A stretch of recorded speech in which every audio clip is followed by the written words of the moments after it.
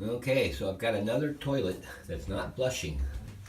So it's got the old style diaphragm in there, and inside that diaphragm is a little bit of plastic. I'll show that to you later if you want to. That's what makes it flush or not flush. Looking at the state of the fill valve, it needs replacement too. So we're going to take all that out, put this new one in, FLUIDMASTER with the flapper valve, nice and simple. The easy part of this job is down here where the water comes in. They've got an isolating valve, so you turn your isolating valve off, or you got to turn the water off somehow.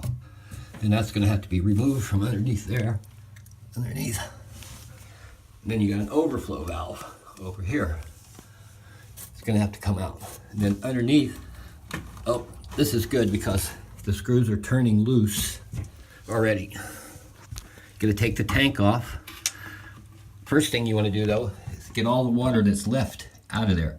And I'm going to use my wet vac. So there's what we're going to do. A couple of screws here that are going to have to come off so you can lift the tank off to put the new bottom of the flapper valve in. Okay, so we'll start there.